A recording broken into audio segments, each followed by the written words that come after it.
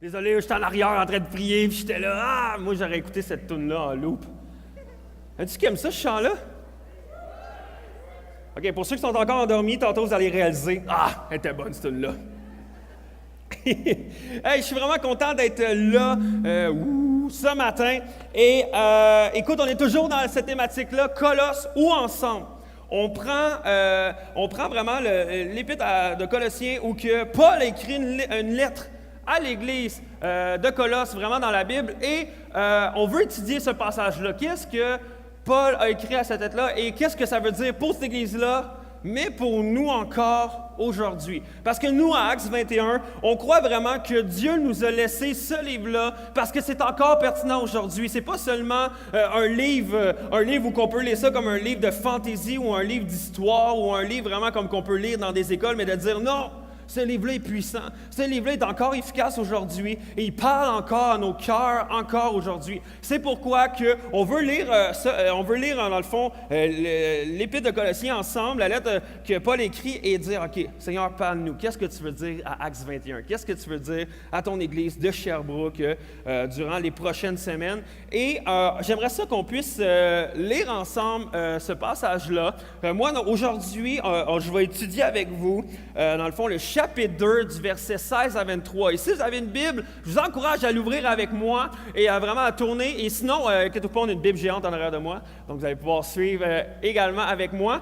Et je veux vous encourager, si peut-être vous êtes ici ce matin, vous dites, moi, j'ai pas de Bible, j'ai la main. Inquiétez-vous pas, on veut vous en donner une gratuitement. À tous les dimanches, vous pouvez vous rendre à l'accueil, à la table d'information, et on va pouvoir vous en donner une gratuitement. C'est un cadeau. On ne croit pas que les gens devraient payer pour avoir une Bible, mais nous, on veut vous la donner gratuitement, parce que c'est sûrement un des plus beaux cadeaux que tu peux donner à quelqu'un, la Bible. Donc, on va lire ensemble le verset 16 à 23, et ensuite de ça, on va creuser ensemble ce passage-là. Ça nous dit, « Que personne donc ne vous juge au sujet du manger ou du boire, ou à propos d'une fête, d'un nouveau mois ou du sabbat. Tout cela n'était que l'ombre des choses à venir, mais la réalité est en Christ.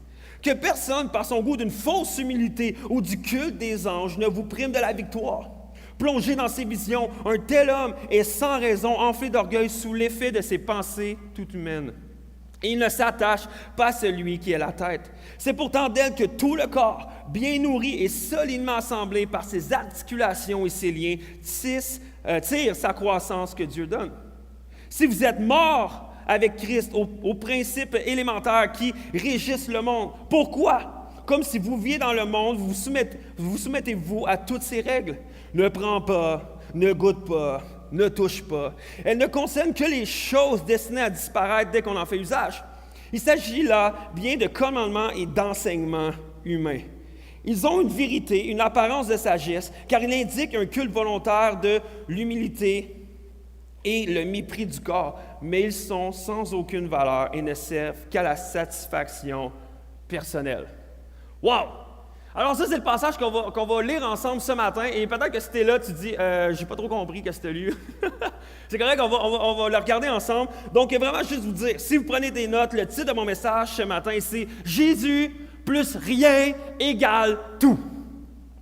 Jésus plus rien égale tout. C'était la prochaine slide, mais ça, c'est juste quand tu veux. Donc, super! Pas de stress. J'ai pas de manette comme Philippe, moi, là. Je suis pas comme un professeur d'université. Mais bref, j'aimerais ça qu'on prie ensemble, et ensuite de ça, on va pouvoir enchaîner dans ce passage-là. Hey, merci, Père éternel, pour ce merveilleux matin qu'on peut passer ensemble. Je te prie que vraiment ce passage-là qu'on a lu dans Colossiens puisse éclairer des choses dans nos cœurs, éclairer des choses dans nos vies, vraiment mettre la lumière sur notre vie chrétienne, sur comment on vit notre foi, et que vraiment on puisse redécouvrir encore une fois, encore, la grâce, la merveilleuse bonne nouvelle de Jésus-Christ. Et Père éternel, je te prie vraiment de mettre ton esprit sur moi, que mes mots puissent être clairs, puissent être précis, et que vraiment ce matin, on puisse sortir de ce lieu en ayant reçu une parole dans nos cœurs et qu'on puisse sortir de façon transformée. Donc, merci Père éternel de ce que tu vas faire ce matin, et c'est dans ton nom que j'ai prié. Amen! Yes! All right. Y a-t-il des gens ici qui, dans leur jeunesse, ou même encore dernièrement, ont joué avec des enfants, ou peut-être vous, dans le passé, vous avez déjà joué au jeu qui s'appelle Jean-Di? À main levée. Qui a déjà joué à Jean-Di? Pour vrai, Jandy est un jeu incroyable pour réussir à contrôler des enfants et leur faire ce que tu veux. Ça, pour vrai, c'est incroyable. Et même lorsque tu mets les enfants en groupe et tu leur dis « OK, on va jouer à Jandy », tu es capable de voir tout de suite c'est qui le jeune homme ou la jeune fille qui a un instinct dictateur un peu. C'est celle qui dit ouais, « Moi, je vais dire à tout le monde quoi faire. » Hein? Pour vrai, ça, il y a du monde, tu es capable de voir ceux qui veulent tout contrôler, qui veulent contrôler tout le monde. Et pour vrai, peut-être que tu te dis « Ah, ça, c'était moi quand j'étais jeune. » C'est moi qui voulais dire « Jandy ». Ou peut-être tu te dis « Ah non, ça c'est mes enfants. Là, je reconnais ma fille. Là, je reconnais mon gars. Lui, là, il veut contrôler le monde. Il veut leur dire quoi faire, tout ça. » Ou peut-être tu te dis « Ah ben, ça c'est ma femme. » OK, non. Non, mais pour vrai, moi j'aimais ça jouer à Jandy quand j'étais jeune, mais moi je changeais les paroles, je disais « Jasmin dit ». Comme ça, c'était plus efficace, c'était plus fun. Mais en fait, Jandy, c'est fou qu'est-ce que tu peux faire avec le Jandy. Et l'autre jour, ça me fait vraiment rire parce que l'autre jour, j'étais dans un magasin, je me magasinais des petites chaussures. J'aime ça magasiner, pour ceux qui ne savent pas. Mais j'étais au magasin et je me magasinais des chaussures. Et là, pendant que je regardais quelques échantillons, j'entends au loin une crise. Mais j'entends une crise au loin d'un enfant. Qui là, c'est la crise. Non, maman, je veux pas. Puis là, je suis là, qu'est-ce qui se passe? Puis là, plus ça va, plus qu'il y a comme une deuxième crise qui part. Puis là, c'est celle de la mère. Hey, là, je t'ai dit de ramasser tes enfants. Puis là, ça a commencé. Puis là, je suis dans le magasin, un peu malaisé, tu sais. Mais j'étais comme, bon, ça m'en mêlera pas. Tout comme bon Québécois, tu fais semblant que tu les entends pas, que tu les vois pas. Tu dis, je m'en mêle pas. Et, mais je trouvais ça perspicace parce que Mais, qui sont bons pour faire ça comme moi? Tu fais semblant que de rien n'était, mais t'écoutes. Puis tu fais comme, moi, j'entends rien, je vois rien, mais tout d'un coup, tu es juste là, puis tu tends l'oreille juste un peu plus vers leur direction, tu es là, OK, ouais. Puis tu fais semblant de regarder, mais pour être, tu ne regardes rien, là, mais tu es juste, OK, ouais, qu'est-ce qui se passe? Et moi, j'étais en mode comme ça, un peu comme détective. Et j'écoute la situation, puis là, la crise, puis là, c'est comme la petite fille, non, je veux garder mes souliers. Puis là, elle dit, non, il faut les payer, il faut qu'on les mette dans la boîte. Puis la mère reprend sa fille, puis là, c'est la crise, puis là, les deux s'ostinent. Et là, jusqu'à temps que, ramasse tes souliers. Non, ramasse tes souliers. Non, pourquoi? Puis là, la mère a crié, pourquoi je ramasse pas tes souliers? Et entend la petite fille dire, t'as pas dit, j'en dis. Puis là, j'étais là, pour vrai, je suis parti à rire dans le magasin, j'étais là, wow, ça c'est parfait comme moment. Et j'imagine la mère qui était juste là, voyons donc. Et j'ai trouvé ça incroyable, et ça me fait vraiment rire tout ce jeu-là, j'en dis qu'est-ce qu'il peut faire. Mais dans le passage qu'on a lu, Paul nous parle de certaines personnes qui arrivent à Colosse, qui arrivent dans l'église à Colosse, et c'est des gentils. C'est des personnes qui arrivent et font dire, OK, j'en dis, il faut faire telle affaire pour que Dieu nous aime. J'en dis, il faut faire telle affaire de plus que Jésus pour recevoir une bénédiction de la part de Dieu. Et Paul, à ce moment-là, veut parler à l'église de Colosse et leur dire, « Hey guys, on n'a rien à faire on n'a rien à rajouter à la bonne nouvelle de Jésus, à la grâce de Jésus pour être accepté, pour être aimé, pour être béni par Dieu. On n'a rien à faire. Tout est en Jésus. Et il y a des gens qui arrivent. Il faut faire telle affaire. J'en dis, il faut que tu sois plus saint. J'en dis, il faut que tu lises plus ta Bible. J'en dis, il faut que tu pries plus, puis etc. Et Paul vient contrer, à partir de ce message-là, à partir de ce verset-là qu'on a lu et qu'on va décortiquer ce matin, il est en train de barrer ces gens-là. Les gens qui arrivent et qui disent des affaires, ils disent non, eux autres, ils n'ont pas d'affaires ici. Eux autres, qu'est-ce qu'ils disent? Ça n'a pas rapport. Et on va commencer à regarder un peu ce passage-là ensemble. Et on va commencer au verset 16 et 17. Ça dit que personne ne vous juge au sujet du manger ou du boire, ou à propos d'une fête, d'un nouveau mois ou du sabbat. Tout cela n'était que l'ombre des choses à venir, mais la réalité est en Christ. Paul est en train de dire, « Hey, que personne ne te juge parce que, hey, il faut que tu bois telle affaire ou il ne faut pas que tu bois telle affaire ou il faut que tu manges tel truc ou tu n'as pas le droit de manger tel truc et tu n'as pas le droit de fêter telle fête, mais tu as le droit de fêter telle fête. Et là, si tu es un vrai chrétien, tu n'as pas le droit de faire telle affaire. Et encore aujourd'hui, on peut entendre des choses comme ça. Comme, hey, si tu es un vrai chrétien, encore en 2018, tu ne devrais pas manger de porc. Il y a encore des chrétiens aujourd'hui qui disent, non, il est écrit dans la Bible, on ne doit pas manger de porc, donc il ne faut pas manger de porc. Si tu es vraiment chrétien, tu ne manges pas de porc. Sorry, mais j'aime trop le bacon. Mais ça, c'est une loi de l'Ancien Testament. Mais maintenant, on est sous la grâce. Mais il y a des gens qui essaient de ramener ça. Encore, aujourd'hui, on entend, un chrétien, ça ne devrait pas boire de l'alcool. Parce qu'il est écrit dans la Bible, il ne faut pas boire d'alcool. OK, y a-tu vraiment écrit ça, premièrement? Mais deuxièmement, il y a des gens qui essaient de dire, non, si tu es un vrai chrétien, et si tu es un chrétien et tu ne bois pas, là, tu es plus spirituel que les autres. Mais Paul fait comme, non, que personne ne te juge si tu bois de l'alcool ou si tu n'en bois pas. Et il y a des gens qui essaient de mettre des règles comme ça. Il y en a d'autres qui disent, hey, si tu es chrétien, tu ne devrais pas t'affilier à la fête de l'Halloween. Hey, voir que l'Église Actes 21 s'affilie à une fête ténébreuse et s'affilie à Satan quand ils vont dans la rue faire les halles de lumière. Pour vrai? Pour vrai. Donc, il est en train de me dire que d'être une lumière et de briller dans les fêtes ténébreuses, c'est de s'affilier à Satan. Mais non, mais il y a des gens qui essaient de faire des choses et disent non, si tu es chrétien, tu n'as pas le droit de fêter l'Halloween. Hey, c'est sûr que je n'envoie pas mes enfants à l'école parce que les gens se déguisent. Si tu te déguises à la maison, c'est correct, mais à l'école, c'est pas correct. Et là, comme, OK, mais il y a des gens qui essaient de mettre des règles comme ça ou que dans la Bible, des fois même, c'est pas tant clair. Mais eux autres, la Bible dit ça. Vraiment, vraiment. Et il y a d'autres chrétiens qui vont dire, pour vrai, les chrétiens ne devraient pas fêter Noël. Parce que ça, c'est une fête païenne et c'est la fête de Jésus. Donc, on devrait faire un gâteau à Jésus puis célébrer sa fête puis that's it. Donc, on ne donne pas de cadeaux, on ne fait rien, on n'a pas le droit d'encourager cette fête-là. Et OK, mais pourquoi? Qu'est-ce que ça change? Non, mais tu es un vrai chrétien si tu ne fêtes pas Noël. OK, mais il y a des gens qui vont rajouter comme ça à la Bible.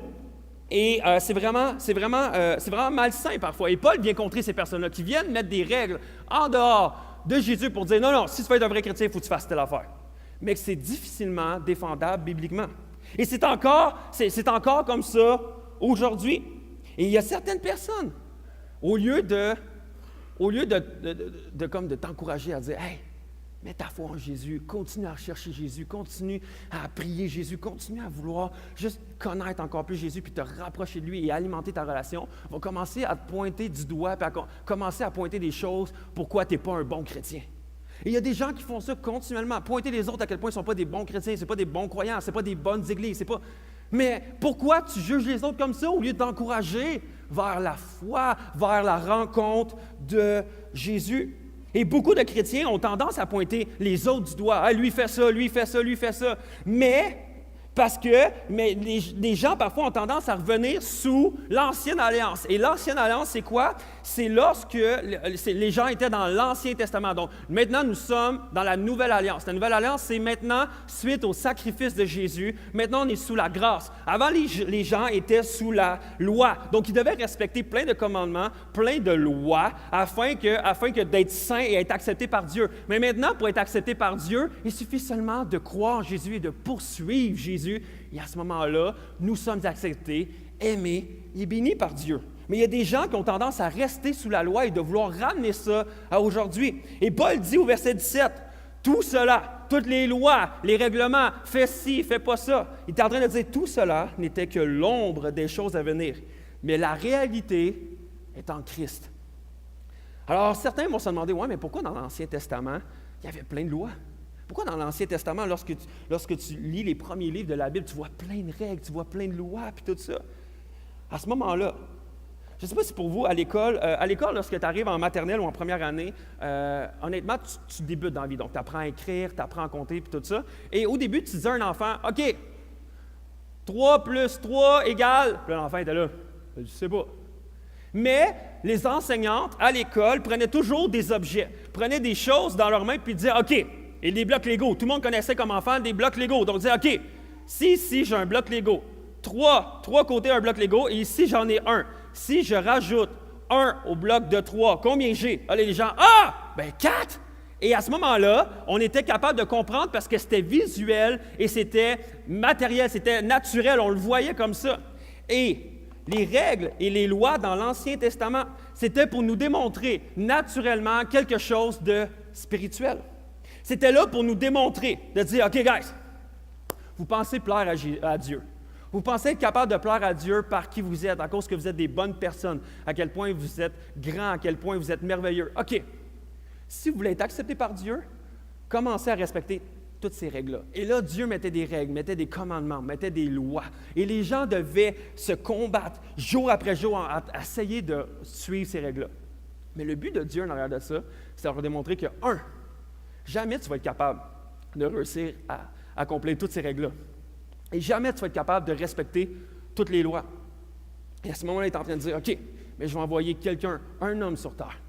Et lui, ça va être mon fils, ça va être Jésus. Et Jésus va venir sur terre et lui va accomplir 100% des lois, des règlements. Il va être sans tâche, il va être parfait, il va être pur, il va tout accomplir. Et à ce moment-là, à cause que lui est parfait, lui va mourir pour vous. Et grâce à Jésus, maintenant, lorsque vous acceptez Jésus, maintenant vous n'êtes plus sous cette loi-là parce que Jésus a tout accompli. Donc si on met notre foi en Jésus, on n'est plus sous la loi, mais on est maintenant sous la grâce. Et à ce moment-là, on n'a plus besoin d'essayer de tout faire ces choses-là parce que Jésus l'a tout accompli à notre place. Donc, c'est pour nous aider à chacun d'entre nous aujourd'hui à voir la perfection, la grandeur, à quel point il est merveilleux, à quel point que Jésus est puissant, puis à quel point que nous, on est impuissants, à quel point que notre cœur est rebelle, à quel point nous sommes imparfaits. Mais c'était pour nous pointer nos yeux maintenant vers Jésus. Et dire, maintenant, vous n'avez plus besoin d'être sous la loi parce que vous n'êtes même pas capable d'accomplir tout ça. Mais Jésus avait un plan derrière de tout ça. Mais beaucoup de chrétiens ont tendance à rester dans les réalités naturelles comme ça. Mais Paul est en train de dire, « Hey, c'était juste pour vous démontrer quelque chose de spirituel, que Jésus allait venir tout accomplir ça, et que maintenant, vous n'avez plus besoin. » Et Paul continue, « Que personne par son goût d'une fausse humilité ou du culte des anges. » Et à ce moment-là, c'était super populaire à Colosse, c'était là, « OK, oui, on croit en Dieu, on croit en Jésus, mais les anges. » C'est hot, les anges, puis on veut vénérer, puis on veut prier, puis on veut louer, puis on veut adorer, puis on veut rechercher la présence des anges. Et les anges, c'était comme, wow, les autres mettaient ça, puis les anges avaient pris la place de Jésus-Christ. C'est comme s'il était l'intermédiaire entre nous et Jésus, et les autres mettaient les anges. Et c'était vraiment populaire à ce moment-là. Donc, il dit que personne, par son goût d'une fausse humilité ou du culte des anges, ne vous prive de la victoire. Plongé dans ses visions. Un tel homme est sans raison enflé d'orgueil sous l'effet des pensées toutes humaines. Il ne s'attache pas à celui qui est la tête. C'est pourtant d'elle que tout le corps bien nourri est solidement assemblé par les articulations et ses liens tire sa croissance que Dieu donne. Et c'était comme ça à l'Église de Colosse, mais c'est encore aujourd'hui. C'est encore comme ça aujourd'hui.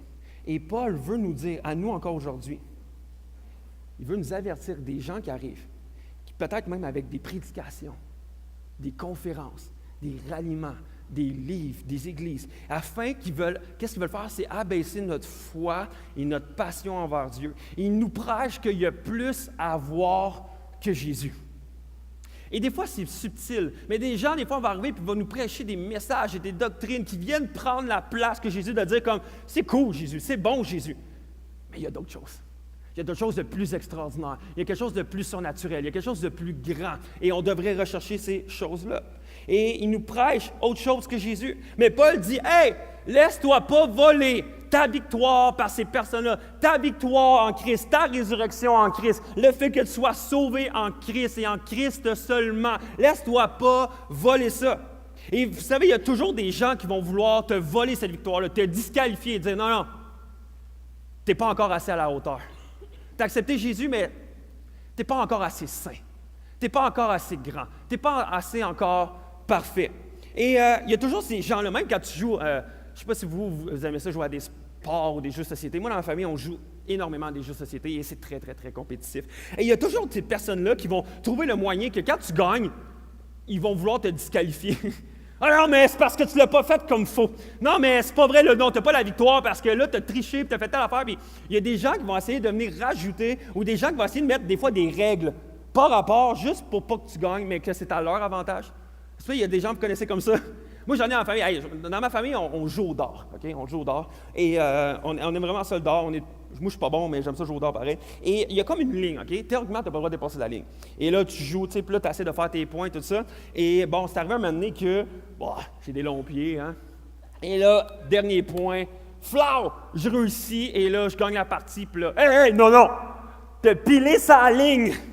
Là, c'est comme, OK, mais là, excuse-moi, mais là, non, mais attends un peu, là, j'avais comme ma petite orteil un peu qui touchait. Non, t'as pas le droit. Si quelque chose touche, puis là, on commence à s'assassiner. Non, mais si juste tes orteils, ça marche, mais là, non, mais si t'as juste le bout du pied qui marche, ça, c'est correct, mais faut pas plus que la moitié du pied. Ouais, mais c'est quelle moitié du pied? Parce que ton pied puis mon pied, c'est pas la même affaire. Donc, c'est-tu 2 pouces, 3 pouces? Et je vous dis, on s'ostine, là. OK, dans la famille, quand on s'ostine, OK? Et là, tout d'un coup, c'est comme si là, on essaie de déterminer où la ligne, et où que, OK, qu'est-ce qu'on a le droit, qu'est-ce qu'on n'a pas le droit, puis on essaie de mettre des règles, des choses, pour te disqualifier. Mais dans l'Église, des fois, il y a des gens qui sont comme ça. Ils essaient de mettre des règles, ils essaient de rajouter des choses pour que te disqualifier de ta victoire, de ce que tu as pleinement en Jésus, puis te dire, non, tu n'as pas tout, là, tu n'as pas tout, il faut que tu recherches ça. Il faut que tu recherches ça également. Mais Paul est en train de dire, hey, que personne rajoute à la grâce de Dieu. Que personne rajoute à la grâce de Jésus. Tu n'as rien besoin de faire. Il n'y a pas d'autres règles, il n'y a pas d'autres commandements, il n'y a pas... Focus sur Jésus. Que personne n'enlève cette grâce-là qui t'empêche de vivre pleinement sous cette victoire-là de Christ à la croix. Il continue. Que personne, par son goût d'une fausse humilité ou par le culte des anges, ne vous prive de la victoire. Plongé dans ses visions, un tel homme est sans raison enflé d'orgueil. Par son goût de fausse humilité et de culte des anges.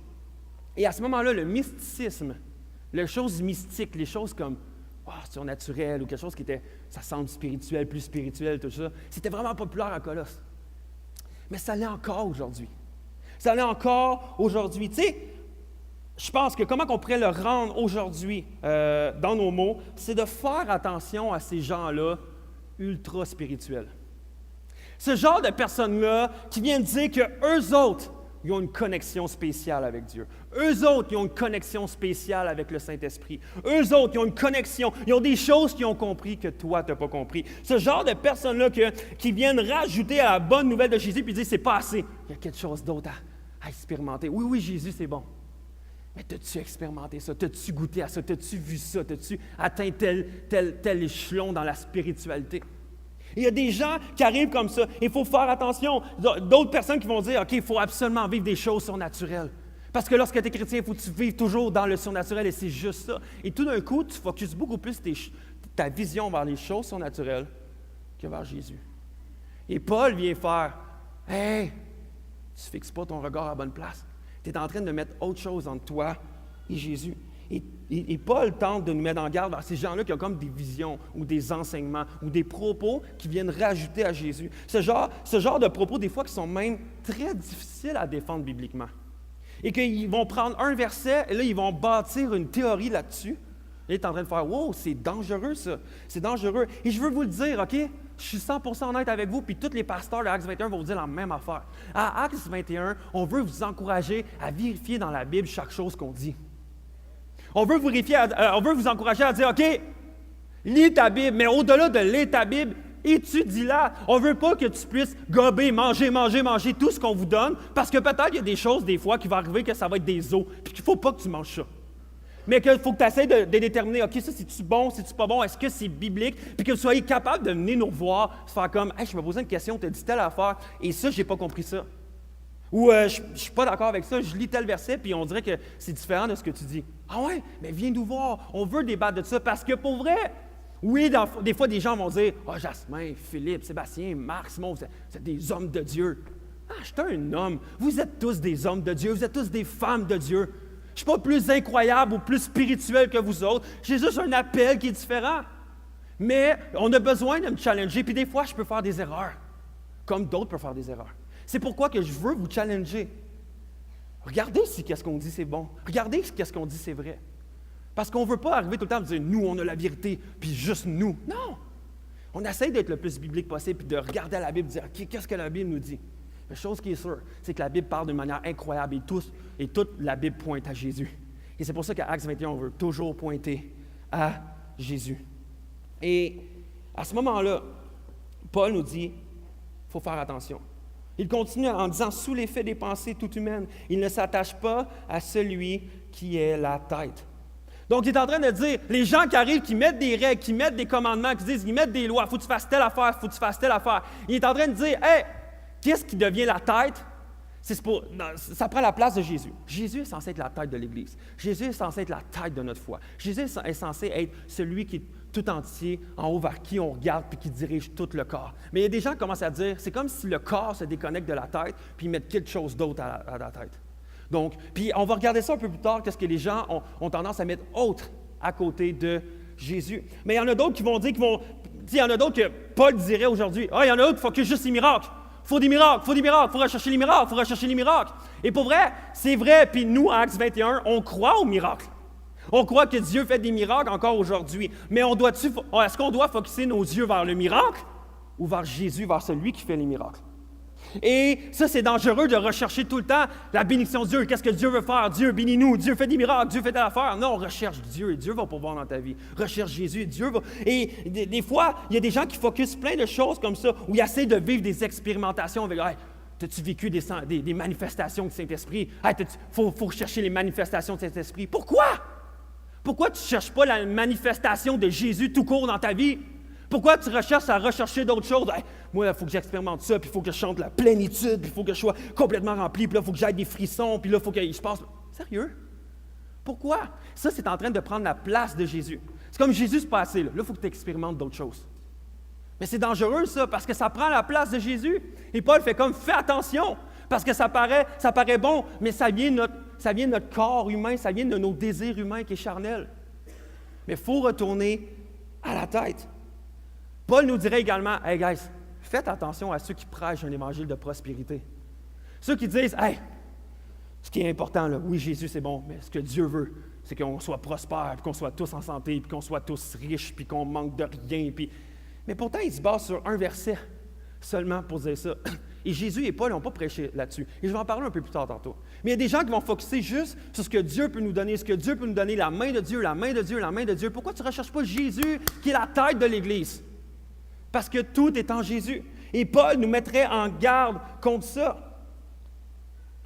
Et Paul dit au verset 19, c'est pourtant elle que tout le corps, bien nourri et solidement assemblé par ses articulations et ses liens, tire sa croissance que Dieu donne. Paul est en train de dire, la bonne croissance provient de la tête qui est Jésus. Et si on veut bien grandir en tant qu'Église, en tant que chrétien, en tant que chrétienne, il faut être connecté à la tête qui est Jésus. Et faire attention à ne pas mettre quelque chose d'autre entre le corps et la tête. Et dire, il faut faire attention à ça. Et pour vrai, l'autre jour, j'écoutais un pasteur qui parlait et qui disait, tout ce qui est en santé grandit. Mais ce n'est pas tout ce qui grandit qui est en santé. Et je trouvais ça intelligent. Je trouvais ça bon. Puis c'est vrai qu'au travers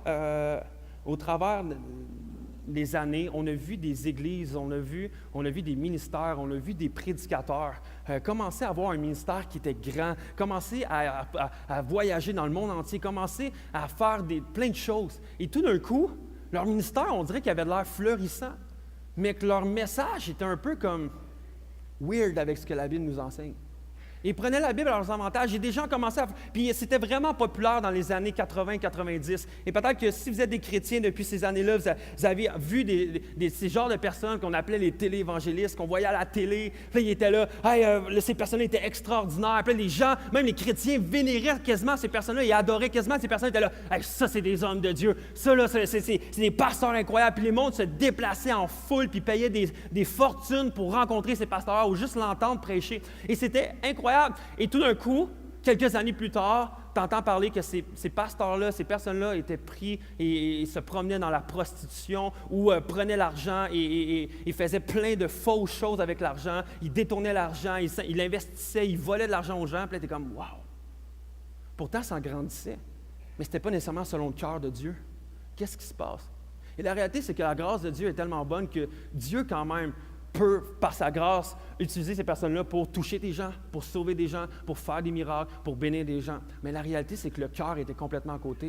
Et il y avait autre chose qui avait pris la tête qui était Jésus. Il y a autre chose qui avait pris cette tête-là, qui avait dit, non, Jésus, c'est bon, maintenant, ça va devenir moi. Maintenant, ça va devenir mon ministère. Ça va devenir mes désirs, ça va devenir ma prospérité. Et c'est très dangereux.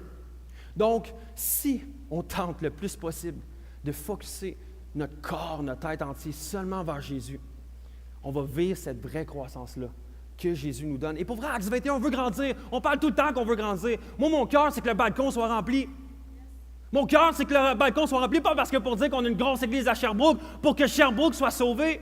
Mais mon but, c'est pas de compromettre notre évangile, puis commencer à prêcher comme des bons messages que tout le monde trouve beaux, super impressionnants, mais que ça ne nous challenge pas, puis ça ne nous amène pas plus passionnés par Jésus ou vers Jésus. Ça ne me tente pas. On veut prêcher le vrai évangile, puis dire, guys, recherchez Jésus. Et oui, on veut focuser, oui, on croit, en fait, on veut voir des miracles, et on croit aux miracles, et on croit que Dieu touche puis sauve, mais on croit que le plus gros miracle et le plus grand miracle, c'est lorsque quelqu'un donne sa vie à Jésus. Et on veut focuser là-dessus à Actes 21. C'est des gens qui sont d'accord avec moi? Yes!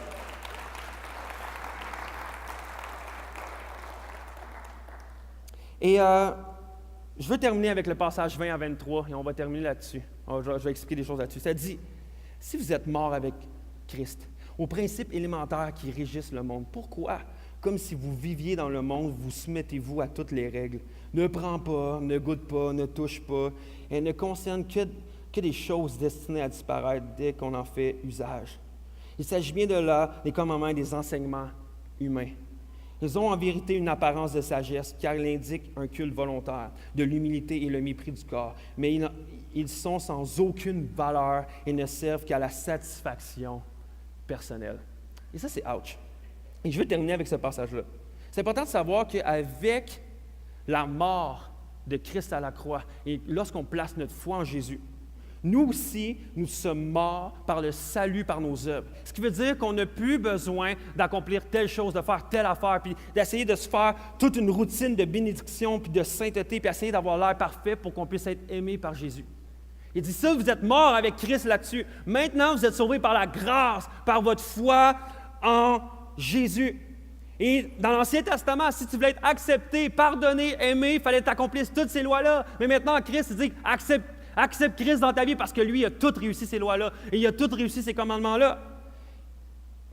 Mais l'affaire, c'est que Paul vient de dire, OK, là, on a tendance à mettre plein d'affaires entre nous et Jésus. Puis il dit, je veux vous en parler de ça. Il dit, si vous êtes morts avec Christ aux principes élémentaires qui régissent le monde, pourquoi, comme si vous viviez dans le monde, vous soumettez-vous à toutes ces règles? Et je veux démontrer ce matin, en quelques points, les choses qu'on a tendance à faire qui prennent la place de la tête. Qu'on a tendance à rajouter à la grâce de Jésus qui paraissent bien, mais que ce n'est pas le cœur de Dieu. Ce n'est pas le cœur de Dieu. Et voici ce qu'on a tendance à rajouter à Jésus. Premièrement, Jésus plus les œuvres. Il faut qu'on fasse des choses, et ça donne le légalisme. Et donc, Dieu me bénit à cause de mon obéissance. Tu dois absolument... Tu sais, puis il y a des moments, là, puis ça, c'était plus populaire il y a quelques années. Là. On recule de 10, 20, 30, 40 ans, et même dans les années comme antérieures. Là, OK? Vraiment, c'était vraiment populaire. Comme, OK, il faut que tu ailles absolument ton temps avec Jésus, puis là, il faut que tu ailles 30 minutes avec Jésus par jour, puis là, c'est important. Fait que là, qu'est-ce que tu fais? C'est que tu pries, puis là, OK, ouais, puis là, à 28, t'es comme, il reste 2 minutes, puis là. Là, tu pries, Seigneur, merci, puis t'es bon, puis t'es hot, puis je t'aime, puis OK, 29, OK, ouais, c'est bon, Jésus, je t'aime, tout ça. Hey, 30, c'est fait. Et c'est comme, pour vrai, honnêtement, est-ce que vous croyez que Jésus est là? 28 minutes, pas fort. 30 minutes, yes, mon boy, pourrais tu m'impressionnes? OK, honnêtement, là, je vais te bénir, là, je vais t'aimer. Non, mais on a tendance à se mettre ces règles-là, puis on a déjà fait ça. Mettre des règles, comme ça, on sent plus proche de Jésus, puis là, on commence à se dire des affaires. Et même encore, ça se trame dans nos églises. Des fois tu entends ça. Hey, pour vrai, je vis des difficultés dernièrement, je vis des combats, tout ça. Je pense parce que j'ai négligé ma relation avec Dieu les derniers temps. Fait que là, je vis des combats, tout ça, puis... Pour vrai, je sais que si je me rapproche de Dieu, Dieu va me délivrer, Dieu va me bénir. Ça, c'est du légalisme. Donc, tu penses, à cause que tu n'as pas fait certaines choses, Dieu t'enlève une bénédiction. Mais quand tu vas commencer à le faire, par exemple, Dieu va t'écouter, Dieu va te parler, Dieu va te bénir, Dieu va t'aimer. Et pour vrai, c'était comme ça avant. Puis même, on l'a vu, tu sais, puis j'en parlais pas. Mais si tu arrives à un moment que là, tu as des difficultés ou qu'il arrive certaines actions dans ta vie, puis là, tu entends les gens, c'est parce que Dieu me punit. Non. C'est pas comme ça que Jésus fonctionne. C'est pas comme ça que Dieu fonctionne. Ça, c'est du légalisme. Donc, de penser qu'à cause que tu obéis, puis à cause que tu fais, parce que tu as un culte personnel à chaque matin, puis à cause que tu t'es pris au moins 30 minutes par jour, puis à cause que tu lis au moins vraiment comme 18 versets par jour, puis à cause que vraiment tu vas à l'église, puis que tu sers, parce qu'un chrétien, ça sert, puis si tu ne sers pas, tu n'es pas sauvé. Puis là, ça, c'est du légalisme. Puis il faut faire attention parce que ça a rapidement tendance à embarquer dans nos vies. Deuxième chose qu'on a tendance à rajouter, Jésus, plus les bonnes morales, ça c'est du moralisme, c'est pas du christianisme, c'est du moralisme. Donc, puis ce fléau-là, il est très bon aujourd'hui. Et on le voit souvent avec des parents aujourd'hui de la manière qu'ils éduquent leurs enfants. Et je le vois parce que je travaille avec les jeunes également. Et je le vois. Donc souvent, c'est comme, OK, un chrétien, ça fume pas, ça boit pas, ça ment pas, ça l'attend jusqu'au mariage, puis ça vole pas. Et si tu fais tout ça, tu es un bon chrétien. Et honnêtement, même dans nos messages, des fois, c'est dangereux pour nous d'embarquer là-dedans. De faire comme, hey, guys, si on fait juste ça, puis si on sert la communauté, puis si on aime, puis genre, si on fait telle affaire, là, on va être des bons chrétiens. Mais c'est dangereux, parce que c'est pas ça, c'est des bonnes morales. C'est juste du moralisme. Et on pense que si on fait ça, et vraiment, honnêtement, je connais des gens qui fument pas, qui boivent pas, qui attendent quasiment avant le mariage, ou presque, puis qui mentent pas, puis qui volent pas, mais qui vont aller en enfer. Pourquoi? Parce qu'ils n'ont pas Jésus. Avoir des bonnes morales et avoir un bon comportement extérieur, ça ne te sauve pas. Qu'est-ce qui sauve? C'est Jésus, ta foi en Jésus. Et nos comportements extérieurs devraient seulement être le résultat de ce qui se passe à l'intérieur. Mais trop souvent, on a tendance à shiner. On a tendance à shiner vraiment notre extérieur, faire comme « Ouais, j'ai l'air d'un bon chrétien. J'ai l'air d'un bon chrétien. » Et pourquoi des fois on est estomaqué de voir des gens dans nos églises qui pendant longtemps servent, ont l'air bons, ont l'air de bons chrétiens, ont l'air vraiment de bonnes personnes et tout d'un coup, on ne les voit plus. Puis là, il y en a, ils ne sont pas sauvés. Non, mais peut-être pas, mais la réalité, c'est que peut-être qu'ils étaient seulement en train d'être dans le moralisme. OK, il faut que je fasse telle affaire, puis là, il faut que je sois une bonne personne, il ne faut pas que je vole, il ne faut pas que je bois, il ne faut pas que je mange telle affaire, il ne faut pas que je fasse telle affaire, puis là, je vais être un chrétien. Non! Être un chrétien, c'est de croire en Jésus, puis de suivre Jésus, puis de rechercher Jésus d'une manière passionnée. Et c'est ça, le chrétien. Sinon, c'est du moralisme. Et ça, c'est très dangereux. C'est très dangereux. Et ça, c'est un fléau vraiment de notre société. Et il faut faire attention à ça. Troisième chose. Jésus plus l'abstinence. Ça, c'est pas du christianisme, c'est de l'ascétisme. Ah, Dieu va me bénir parce que je m'abstiens de quelque chose. Vraiment? Dieu va m'aimer plus. Ah non, un chrétien, ça va pas au cinéma. Tu dois t'abstenir d'écouter des films du monde. Et ça, c'est pas chrétien parce que c'est péché. Et là, il faut que tu t'abstiennes de ça. Mais l'autre vont dire, hey, les chrétiens, là, il faut que ça l'écoute juste de la louange. Hein? Hey, t'écoutes pas la radio, t'écoutes pas la musique séculière. Non, ça, c'est péché, même. Puis ça va enlever ton âme, puis ça va te briser ton esprit, puis ta communion avec Jésus. Donc, c'est très important de s'abstenir, puis d'écouter seulement la musique de Dieu. Et la musique de Dieu, ça, c'est un style en particulier, hein, parce que tu n'as pas plusieurs styles de musique de Dieu. Non, c'est calme, presque pas de drum. Et ça, c'est la musique du Seigneur. Tu sais, quelque chose qui n'est pas trop fort. Ça, là, c'est correct. Ça, c'est la musique du Seigneur. Mais si les autres, tu t'abstiens. Parce que si tu es chrétien, tu écoutes juste ça. OK. Seulement, il y en a d'autres qui vont dire, OK, il y en a qui vont focusser sur le jeûne. Le jeûne. Il faut que tu jeûnes. Il faut que absolument tu jeûnes 14 fois par année. Puis là, il faut que tu fasses tellement de choses. Hey! On jeûne, puis l'équipe pastorale, on jeûne aussi, puis c'est correct le jeûne. Mais le problème, c'est quand tu penses que par le jeûne, Dieu va être impressionné. Dieu va être comme, wow, t'as pas mangé. Je vais te bénir. Et notre problème, puis je vous le dis, notre problème, parce qu'on pense qu'on s'abstient de nourriture, et on pense qu'à cause, des fois, on veut que Dieu nous bénisse, on veut que Dieu nous touche, on veut que Dieu nous parle, on veut que Dieu fasse un miracle. Et là, le danger, c'est de commencer à dire, OK, je veux tellement que Dieu me bénisse, je veux tellement que Dieu fasse quelque chose, je vais jeûner. Et qu'est-ce que tu es en train de faire? C'est que tu es en train de marchander avec Dieu. Mais Dieu ne marchande pas. Dieu ne marchande pas ses miracles. Dieu ne marchande pas ses bénédictions. Dieu ne marchande pas son écoute. Dieu ne marchande pas son amour. Et qu'est-ce que tu es en train de faire? OK, Seigneur, je veux le miracle. Je veux qu'il se passe quelque chose dans ma vie. Je veux cette bénédiction-là. Je veux que tu m'écoutes. Je veux que tu m'entendes. OK, je vais jeûner. Puis au bout de 10 jours, Dieu là, ah ouais, ça abstenu pendant 10 jours. Good job. OK, là, je vais te répondre. Sérieux? C'est dangereux de faire ça. Mais on a tellement tendance, et même moi, des fois, je veux une réponse de Dieu où je recherche sa volonté, puis je suis comme, OK, Dieu, OK, je veux que tu répondes à ma prière, là, fait que je vais jeûner. C'est dangereux. On devrait seulement jeûner pour dire, Seigneur, je veux juste me rendre disponible à toi. Et je veux juste être plus près de toi et me concentrer beaucoup plus sur toi. Pas que tu répondes à tous mes désirs charnels, mais juste être plus près en communion avec toi. Mais des fois, on a tendance à dire que si je m'abstiens de telle affaire, là, Dieu va m'écouter. Dieu va me trouver spirituel. Non, c'est dangereux de faire ça. Le jeûne, c'est bon. Mais lorsque ça prend la place de dire, OK, maintenant, la grâce de Jésus n'est pas assez bonne, il faut que je marchande avec Dieu. Donc, si je commence à relire ma Bible, si je commence à faire telle affaire, là, Dieu va m'écouter. C'est dangereux de faire ça. C'est de l'ascétisme. Autre tendance qu'on a tendance à faire. Jésus plus les connaissances. Et ça, c'est de l'intellectualisme. Le fait d'avoir des connaissances spirituelles, des connaissances théologiques, ne te rend pas plus spirituel. Le fait de dire, hey, moi, je connais ma Bible par cœur. Nice. OK, hey, moi, je suis capable de lire le grec puis l'hébreu, fait que je suis capable de savoir réellement ce qui est écrit dans la Bible. Wow, c'est cool.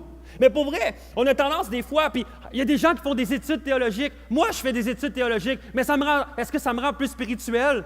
Non, ça fait que je connais plus d'affaires. Je suis capable d'étudier plus, mais pour vrai, ça ne me rend pas plus spirituel et Dieu n'est pas plus fier de moi parce que je connais des choses, puis des mots grecs, puis je connais des doctrines, puis je connais des mouvements religieux, puis je connais l'histoire de l'Église. Non. Mais il y a des gens, à cause qu'eux pensent que, hey, moi je connais vraiment des choses sur Dieu, puis je connais ma Bible, tout ça. Là, des fois, on a tendance à faire, oh, ça c'est des hommes de Dieu, ça c'est du monde spirituel. Puis là, on sent même, ça là, c'est dangereux parce que ça a tendance à nous enorgueillir. Fait comme moi je le sais. Toi, tu le sais pas. Si seulement tu pouvais le savoir comme moi. On le dit pas comme ça. On le dit pas comme ça. Mais on le pense. Et c'est dangereux. Et je me suis déjà fait prendre là-dedans. Je disais, hey, tu sais pas ça. Voyons, comme on lit ta Bible, là, c'est facile. Là. Puis moi, je le sais. Puis moi, j'ai fait des études supérieures. Puis je le sais. Non! Tu n'es pas plus spirituel. Honnêtement, tu peux connaître plein de choses sur Dieu, mais pas connaître Dieu, personnellement. Et ça, c'est dangereux. Parce que même la Bible nous parle dans Matthieu, vraiment que Jésus parle, fait comme... Peut-être qu'un jour, vous allez arriver au ciel devant moi, puis je vais vous dire, je ne vous connais pas. Oui, mais Seigneur, pour vrai, j'ai prêché ta bonne nouvelle, j'ai étudié ta Bible, j'ai même prié pour des gens, puis j'ai vu des miracles, j'ai vu des guérisons. Puis on va faire, ouais, mais je ne te connais pas. Tu connais plein d'affaires sur moi, mais tu ne me connais pas personnellement. Honnêtement, moi, j'aime le hockey. J'ai un pool de hockey. Je le check 14 fois par jour. Je regarde trop, OK? Même ma femme me le dit tout le temps. Mais... je connais plein d'affaires sur les joueurs de hockey. J'arrête pas de suivre Sidney Crosby s'il fait des buts. Mais est-ce que je connais Sidney Crosby? Non. Je peux connaître plein d'affaires, je peux savoir où il habite, je peux faire... Non, mais je ne le connais pas. Et la réalité avec nos connaissances intellectuelles, souvent, c'est que ça prend la place de notre communion personnelle avec Jésus. Et ça, c'est dangereux. Ça, c'est dangereux.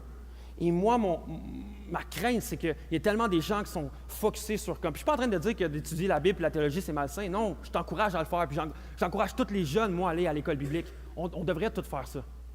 Mais de dire, lorsque ça prend ta place de ta communion personnelle, j'ai peur. Ils ne s'entendent pas qu'un jour, tu arrives devant Jésus et tu fais comme, t'es qui? Ouais, mais j'ai étudié. Pour vrai, j'ai étudié à l'université en théologie. Puis des fois, je pogne des professeurs qui disent, ouais, pour vrai, aujourd'hui, on va étudier la Bible ensemble. Moi, j'ai un doctorat, peu importe, là, dans l'Évangile de Luc, OK? Puis, juste vous dire, moi, je ne crois pas en Dieu. Il y a des gens qui enseignent la parole de Dieu, mais qui ne croient pas en Dieu. Je trouve ça tellement triste. Autre chose qu'on a tendance à rajouter à Jésus. Jésus, plus le sentimentalisme, ça, c'est du mysticisme. Et c'est la mode vraiment présentement. Et on voit plein de séminaires là, qui se promènent partout au Québec. Là, ça s'en vient. Là. C'est genre vraiment, OK, tu vas à ces séminaires-là, puis là, on va t'activer pour que tu puisses savoir les dons spirituels. On va t'activer, puis là, on va prier sur toi, on va te transférer ce que nous, on a. Puis à partir de ce moment-là, tu vas commencer à prophétiser, tu vas commencer à guérir le monde, tu vas commencer à vivre des miracles, tu vas commencer à vivre des dons spirituels. Vraiment? Vraiment? Et tu vas dans des conférences comme ça, puis là, ce monde-là t'active. Mais tu n'as pas besoin de quelqu'un d'autre entre toi et Jésus pour t'activer. Tu as tout en Jésus. Mais ce monde-là, ils se mettent entre toi et Jésus, puis c'est vraiment dangereux. Tu n'as pas besoin d'être activé par quelqu'un d'autre quand tu es ressuscité en Christ. Tu n'as pas besoin. Tout pouvoir et toute puissance viennent de Jésus, ont été donnés à Jésus. Et ça nous dit dans la Bible, dans 1 Corinthiens, que c'est l'Esprit qui dispose, c'est l'Esprit qui donne les dons spirituels comme lui, il veut, pas comme chose patente t'es donne. Parce que lui, il t'active. Non. Tu n'as pas besoin d'être activé, tu n'as pas besoin d'un intermédiaire entre toi et Jésus. D'autres vont focuser, comme je disais tantôt, sur des expériences avec le Saint-Esprit. Puis ils vont parler de ça, l'expérience, ou rechercher les manifestations, ou des conférences qui sont seulement axées sur le Saint-Esprit. Ça, c'est du mysticisme. Il faut faire attention à ça, parce que tout d'un coup, toutes les expériences, tout le Saint-Esprit, toutes ces doctrines-là prennent la place de la bonté et de la merveilleuse bonne nouvelle de Jésus. Et on croit que c'est cool, la bonne nouvelle de Jésus, mais il faut qu'on expérimente ça. Et tout d'un coup, on est en train de se déconnecter de Jésus et aller mettre une autre tête. Et ça, c'est dangereux. Ça, c'est dangereux. Et j'aimerais te dire, rapproche-toi de Jésus d'une manière intentionnelle. Recherche d'une manière intense à te rapprocher avec Jésus, de vraiment cette communion-là avec Jésus. Et je te garantis que tu n'auras pas besoin de te rechercher plus Saint-Esprit ou plus des manifestations ou plus des dons. Ça va arriver de soi. Ça va arriver de soi. Et lorsqu'on regarde dans le livre des Actes, lorsque Paul y parle et il dit « Hey, j'ai pas voulu rien d'autre que de vous annoncer la bonne nouvelle de Jésus, et Jésus seulement. » Pourtant, Paul vivait des miracles, il vivait des choses surnaturelles, mais son focus était sur quoi? Jésus. Jésus seulement. Mais nous, on veut, ah non, le surnaturel, c'est le fun, on veut le surnaturel. OK, recherche Jésus. Je te garantis que tu vas le vivre. Si tu vis pleinement pour Jésus, je te garantis que ça va bouger autour de toi. Il va se passer des choses. Si tu recherches vraiment à annoncer la bonne nouvelle et à proclamer cette merveilleuse bonne nouvelle-là. Autre chose qu'on a tendance à rajouter à Jésus.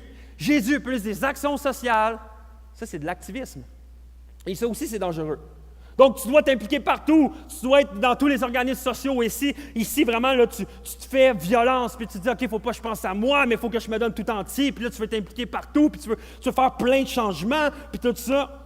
À ce moment-là, tu penses que Dieu va te bénir parce que tu es une bonne personne, puis que tu aides tout le monde autour de toi. Et là, parce que là, je me suis sacrifié, puis maintenant j'ai lâché ma job, j'ai tout fait pour aller aider. Mais si ça, c'est pas là, parce que tu es attaché à Jésus, puis c'est pas Jésus qui te dit « Hey, moi Jésus, je veux te servir, puis juste le faire pour toi, et si tu me le mets à cœur, je veux le faire. » Mais tu ne gagneras pas la faveur de Dieu parce que tu t'impliques partout. Tu vas gagner la faveur de Dieu si tu es vraiment centré sur Jésus.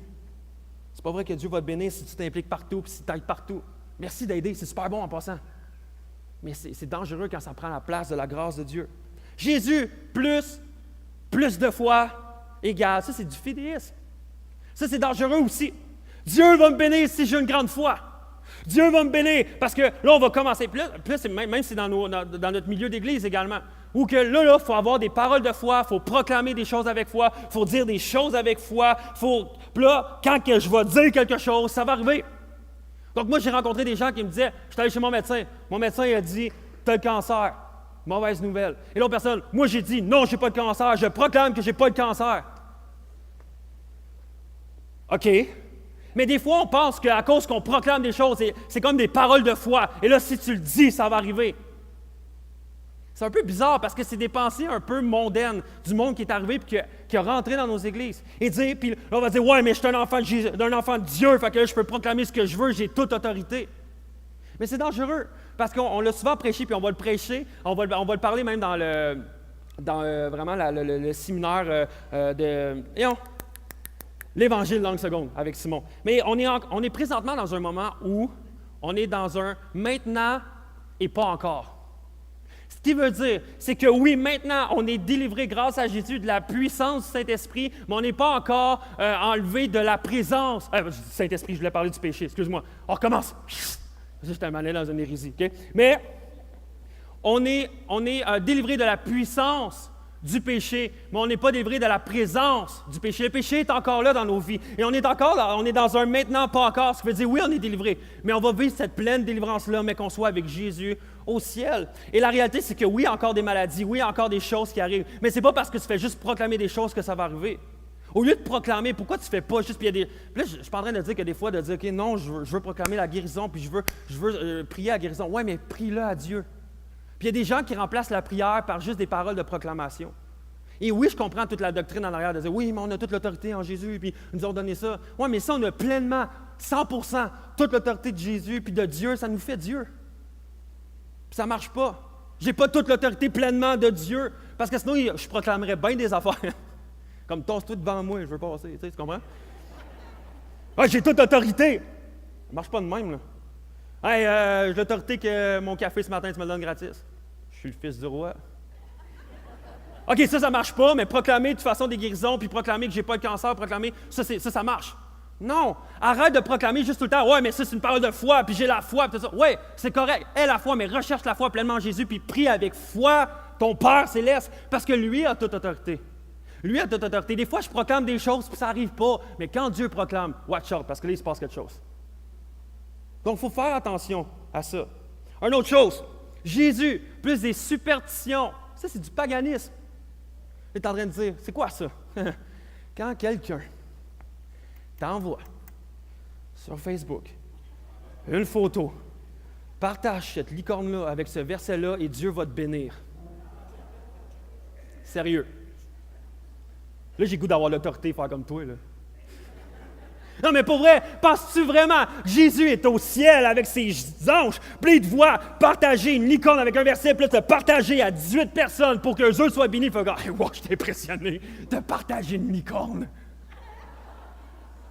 Non, c'est des superstitions. Penses-tu vraiment que Dieu va te bénir parce que tu as partagé une image avec un verset dessus? Ou des images de Jésus? Si tu me renies, Jésus va te renier. Come on, pour vrai? Dieu est Dieu, guys. On ne peut pas marchander avec Dieu comme ça. J'ai partagé. Ouais, mais Dieu, pourquoi serait pas ma prière? J'ai partagé la photo à 18 personnes. S'il vous plaît, arrêtez de m'envoyer ça. Jésus, plus le matériel. Ça, c'est du matérialisme. Des gens qui donnent à l'Église dans l'espoir de recevoir une bénédiction. C'est vrai qu'on a des promesses dans la Bible qui disent que Dieu va pourvoir à tes besoins si tu pourvois à l'Église. Mais il y a des gens qui donnent juste à l'Église. Parce qu'il fait comme, je donne, là, mais pourvois dans ma vie. Là. Non, Dieu veut que tu donnes de bon cœur, que tu comprennes à la beauté de Christ, de dire, Christ a tellement donné tout pour moi, que moi, juste par réponse d'amour et parce que je l'aime tellement, parce que Jésus a initié quelque chose envers moi, il s'est donné pour moi, moi, je veux seulement répondre. Et j'entends rien en retour. Je veux juste donner. Mais il y a des gens qui donnent parce qu'ils veulent recevoir une bénédiction. Et il y a des gens même, on va voir ça, des prédicateurs, des ministères qui vont dire « Hey, donne! » Puis Dieu va te donner au centuple. Je ne sais pas si vous avez déjà entendu ça, guys. Mais moi, j'ai déjà entendu ça souvent. C'est comme « Donne-moi 100$, puis Dieu va te donner au centuple. » L'autre jour, j'ai écouté un autre pasteur qui me dit, pas qui me dit, mais c'est comme s'il me le disait à moi parce que c'était sur vidéo. Mais il disait « OK, ben toi, donne-moi 100$, puis Dieu va te donner au centuple. » Pourquoi ça marche juste dans ce sens-là? Pourquoi ça ne marche pas dans l'autre sens? Et c'est logique, mais il y a des gens qui vont rechercher seulement du bien matériel. Donner, puis là, Dieu va pouvoir. Et ça, c'est l'évangile de prospérité. Et ça, c'est très dangereux. De rechercher Dieu. Dieu veut qu'on soit prospère, puis Dieu veut qu'on soit béni. Puis il se base sur un passage qui dit « Bien-aimé, je souhaite que tu prospères. » Ça, c'est dans 1 Jean. Que tu prospères à tout égard et sois en bonne santé comme prospère l'état de ton âme. Mais souvent, il oublie comme prospère l'état de ton âme. Et c'est basé sur la prospérité de notre âme. Mais notre âme, est-tu prospère? Notre fléau dans notre monde, on a un fléau qui est le péché, qui réduit, qui dommage notre âme. Mais on doit rechercher cette prospérité de notre âme, mais qui va être pleinement prospère lorsqu'on va être avec Jésus. Mais il se base sur un passage pour établir toute une doctrine de prospérité. Et plusieurs, et c'est dangereux, puis j'espère, si vous faites ça, arrêtez, que vous essayez de marchander avec Dieu. Je vais donner pour que Dieu puisse me bénir en retour. Et ça, c'est du matérialisme. Et on pense que Jésus va pourvoir à tous nos besoins. Puis, hey, Paul a vécu des catastrophes. Puis il dit, j'ai autant loué le Seigneur lorsque j'étais vraiment dans la prospérité, puis j'ai loué le Seigneur lorsque j'avais rien, puis j'étais dans la pauvreté. Mais nous, c'est comme, Dieu ne veut pas que je sois pauvre. Oui, mais si tu passes par là, c'est correct. Et Dieu va bénir certaines personnes qui sont prospères. Et gloire à Dieu. Gloire à Dieu. Mais que cette prospérité-là, c'est un don que Dieu vous donne. Et il y a des gens ici dans l'Église que Dieu vous donne puis que vous prospérez avec l'argent. C'est le fun parce que Dieu veut vous utiliser au travers de ça. Mais nous, le danger, c'est comme tout le monde va être prospère, puis tout le monde est appelé à être riche, puis tout le monde est appelé à avoir une grosse maison, puis un gros char, puis tout. C'est dangereux de faire ça.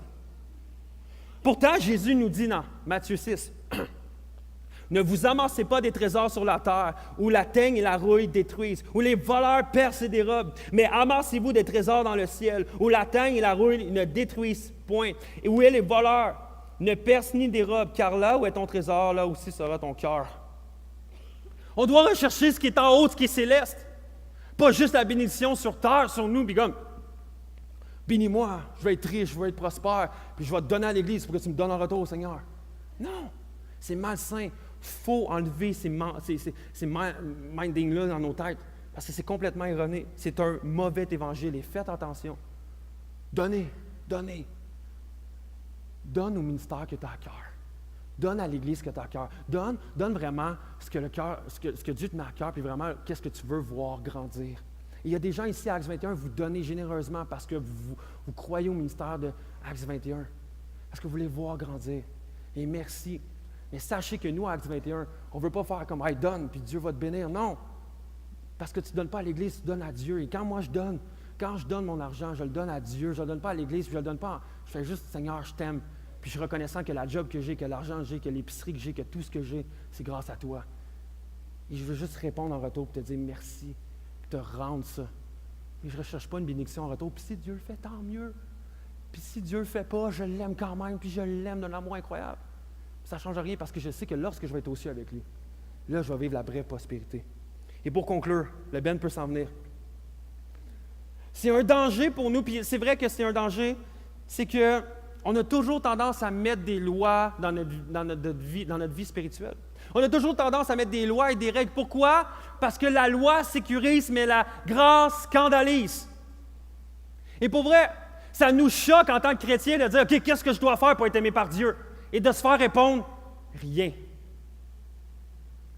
Et t'es là, ouais, non, attends un peu. Parce que toutes les autres religions sur la terre, il faut que tu fasses des choses pour être aimé par ce Dieu-là, pour être accepté par ce Dieu-là. Mais la grâce de Jésus, c'est de dire, tu n'as rien à faire. Dieu t'aime si tu fais seulement placer ta foi en Jésus. Honnêtement, guys, on est ici à l'Église à cause d'un scandale.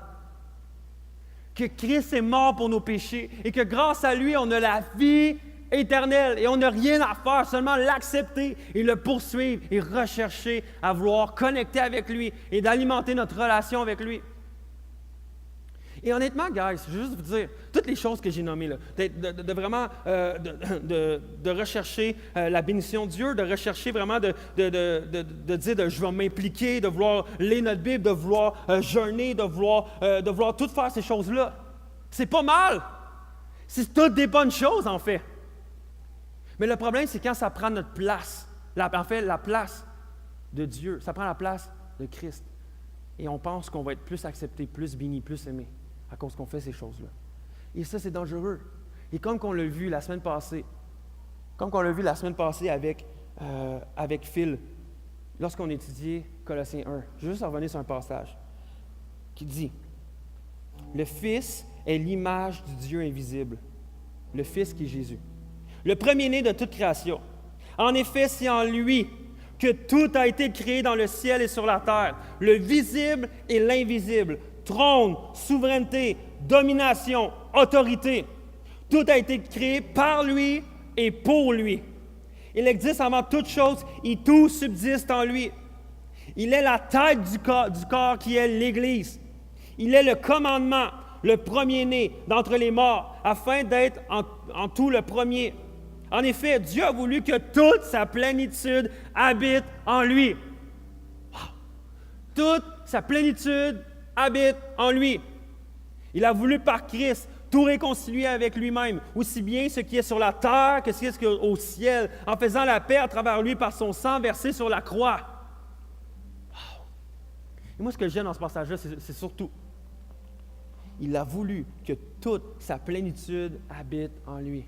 Toute la plénitude de Dieu est en Jésus. Donc, si tu veux goûter à la plénitude de Dieu et tout ce qu'il y a pour toi, son amour, sa grâce, sa paix, ses miracles, sa bénédiction, sa faveur, regarde à Jésus. Regarde à Jésus parce que toute la plénitude habite en lui. Tu veux vivre des expériences, tu veux être rempli de Saint-Esprit, regarde à Christ. C'est dangereux de mettre autre chose et de faire des choses, de se flageller, c'est complètement dangereux. Mais tout est en Christ et c'est le but de mon message ce matin. Et j'arrête avec ça, mais juste vous dire, faites attention à ce que vous mettez entre vous et Jésus. Et moi, je veux juste vous encourager ce matin. En fait, je veux m'encourager à moi aussi parce que c'est des tendances que j'ai, c'est humain. Parce que c'est rassurant pour nous de savoir qu'est-ce qu'on doit faire. Notre société est bâtie là-dessus. Fais telle affaire, tu vas avoir un job. Fais telle affaire, tu vas avoir une augmentation. Fais telle affaire, puis tu vas trouver une femme. Fais telle affaire, puis tu vas te marier. Fais telle affaire. Puis là, fais telle affaire, puis tu vas avoir des enfants. C'est si simple. Tu fais comme, tu vraiment dit ça? Eh oui. Comme si dans l'Église, on ne faisait pas ça, OK? Voyons. Mais la réalité, c'est qu'on se fait dire plein de choses. Fais telle affaire, il va y avoir ça. Et quand on arrive à Jésus, on fait, OK, qu'est-ce que je dois faire pour être aimé? Rien. Jésus plus rien égale tout. Tu as tout en Jésus. Tu as tout en Jésus. Et j'aimerais ça que ce matin, la seule chose qu'on puisse faire, c'est se concentrer sur Christ. Et que vraiment, durant les semaines à venir, les mois à venir, les années à venir, que oui, vous lisez votre Bible, que oui, vous priez, pas pour être accepté par Dieu, seulement pour connecter avec Jésus. Seulement pour aimer Jésus puis dire, je veux plus te connaître. Et les choses vont découler. Mais est-ce que ce matin, on peut connecter avec Jésus et chanter la grâce de Dieu? Est-ce qu'on peut se lever tout le monde ensemble?